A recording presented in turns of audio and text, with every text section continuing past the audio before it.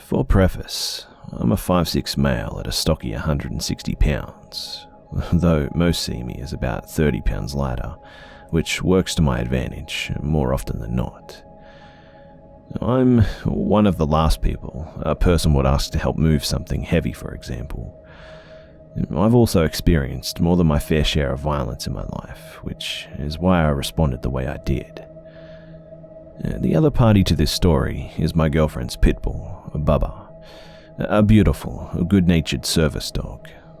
I had to emphasize the last, due to the bad rep they get.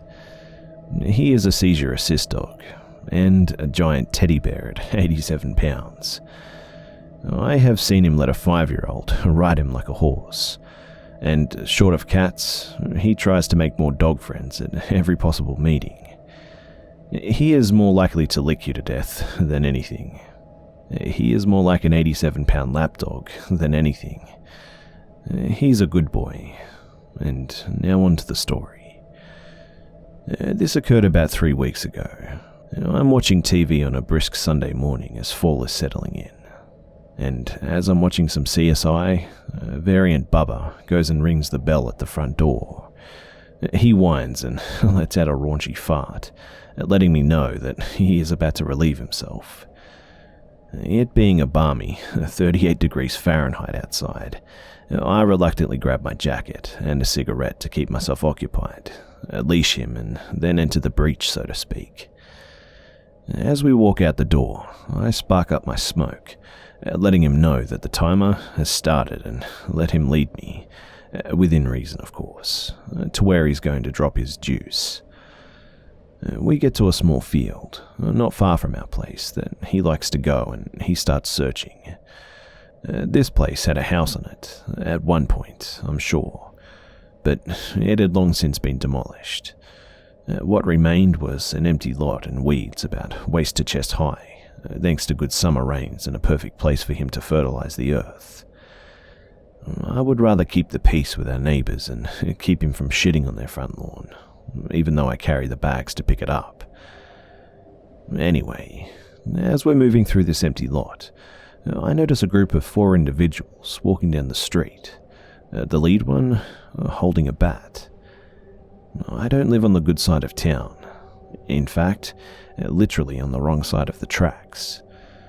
In any case, they're just walking down the street, and the lead guy has a bat. Obviously, alarm bells start ringing in my head since he's holding the bat in an aggressive manner. I could be wrong, so I just maintain business as usual though. As Bubba gives me the signal that he's getting ready to drop a juice by scratching at the ground, I hear the lead guy with the bat say off in the distance, "I've got something for this motherfucker." Great. My mind kicks into overdrive. I have a small penknife. It's about 3 inches, tucked into my right pocket. I relocate that to the cuff of my right sleeve. I pull out my phone, dial 911, and trying to look as inconspicuous as possible, work through my options. I can exit stage right through the nearby alley. However, I'm 40 and just can't run like I did when I was 20. If they catch up with me in that alley, there aren't many witnesses to whatever that they want to do to me. I could also run down the street. However, I'm not even sure someone would so much as call 911, let alone help me down there. I decided in the end that making a stand was my best bet.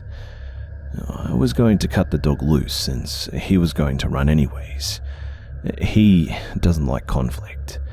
And take out the guy with the bat first with my little work knife, after making a quick call to 911 for police assistance, and dropping my phone in the dirt since I was on my Bluetooth at the time. Since he was the head, I'm fairly certain that his friends would scatter, but not entirely sure. It's still better than dealing with 3 friends and 1 guy with a bat though. And before you knock it, he has to swing with that bat. If I can dodge the first swing and close him with the knife, I am in a much better position than him to do some damage. Why am I planning this? Well, when seconds count, the police are minutes away. I'm not knocking our boys in blue. They do as good a job as they can, and I support them. But in this case, it's up to me to hold my own until they get here. That, and I'm wanting to be absolutely sure of their intentions before I start calling the cops or pulling a knife on someone. This is real life, not Hollywood. There's no telling what these idiots were on, since meth and crack are a thing out here as well. So, there I sit. Bubba's starting to shit and they're clearly approaching. I slip the knife in my hand, get ready to slip the leash wrapped around me off, while simultaneously getting ready to hit the send button on my phone and drop it. It takes everything that I can muster to hold Bubba back on a good day, let alone when he's trying to run away from a problem. And as soon as the guy with the bat hits the sidewalk, at the point to where I was going to call the police, he sees Bubba. Oh shit, I ain't going next to him. That dog bites. At that point, I breathe a sigh of relief. One of them comes up to me while Bubba is dropping a juice and asks me, "Yo, does he bite?" "Hell yeah, he does," was my response, and the four of them keep going the original direction that they were going. After I got home, Bubba got some extra treats and cuddles, even though he doesn't even know his part in this. Had I been one guy out there alone, I have no doubt what my fate would have been. But thanks to one big-ass teddy bear, that, fortunately, didn't happen.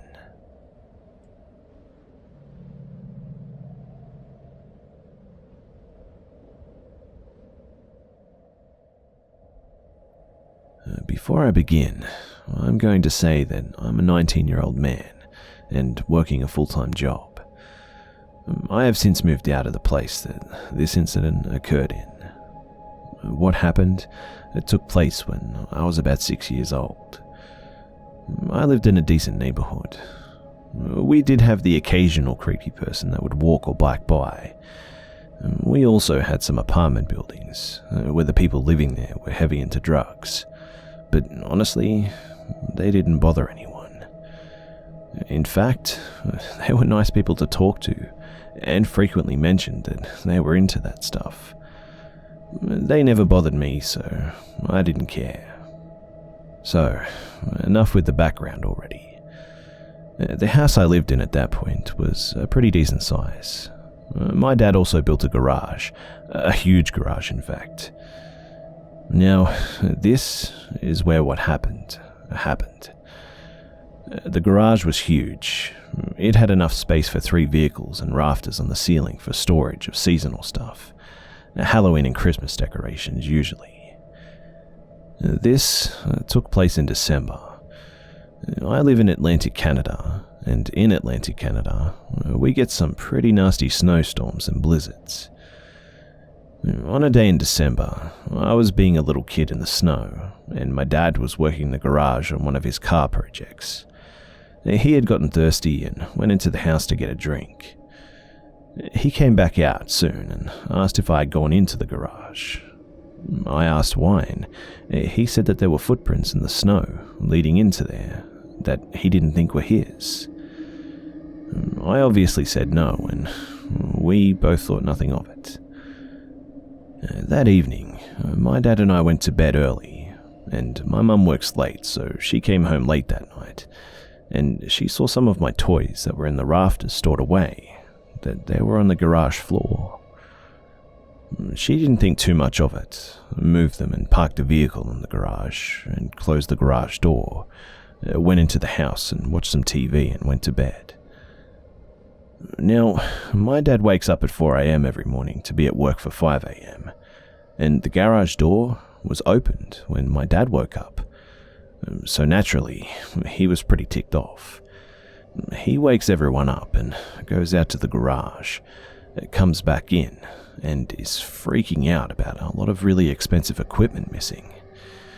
We obviously called the cops, and as we were doing our own investigation, we noticed that the outside lights were flicked on, And we also saw those same mysterious footprints leading to the garage earlier, leading into the backyard and into the forestry behind our house.